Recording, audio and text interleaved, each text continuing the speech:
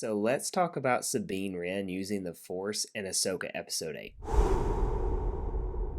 As you probably know by now, Sabine Wren is going to be a Jedi. In Ahsoka Episode 8, in the finale, she finally uses the Force, and once she does start using the Force, she doesn't exactly just stop there. She progresses pretty quickly. Now, I think some Star Wars fans will probably take issue with it. I'm not a huge fan of the very quick Force progression, kind of like Rey in the sequel trilogies, but I think this actually falls within canon just from what we have. If you remember in Episode 7, The Force Awakens, Rey is very much so Force sensitive by the end of the movie. She's wielding a lightsaber, she's doing it all. But that doesn't exactly start until Kylo Ren is looking into her mind. So he's in that interrogation room, and after their minds are kind of bridged there, not like they are later on, but just in this movie, once he has kind of awakened that Force within her, for a lack of better terms. I mean, the movie is called The Force Awakens after all. But after he does that, she's able to do Jedi mind tricks. She grabs a saber and she fights Kylo Ren. She is pretty strong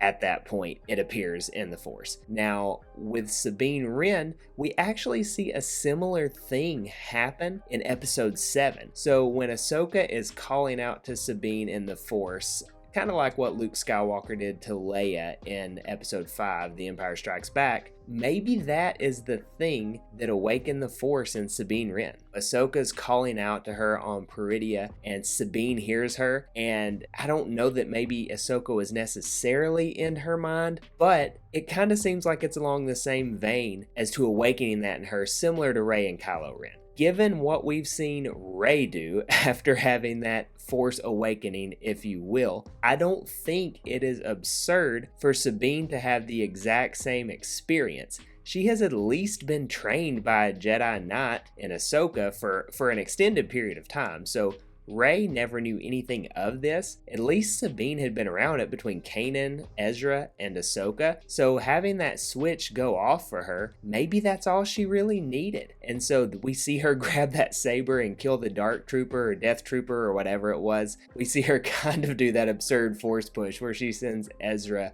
onto the Chimera. That was like probably 300 yards that she pushed him after he jumped. I think it was a little bit much, but if we're looking back in canon, I think that moment with Ahsoka may be what opened up the Force for her. Just my opinion. Let me know in the comments what you think about it, and are you even excited that Sabine is going to be using the Force now? I think Ahsoka is going to train her while they're in exile on Peridea, and I think she's going to come out of this galaxy pretty strong as far as being an apprentice to Ahsoka. It would not surprise me at all if by the time we get to this Thrawn movie years from now, she's a full-blown Jedi Knight. So I'm pretty excited to see where this goes, which is a lot to say considering I was not overly excited with Sabine being Force sensitive back at the beginning of this. So for sure, let me know in the comments what you think about this. Otherwise, thanks so much for watching this video. Don't forget to like and subscribe. And as always, may the Force be with you.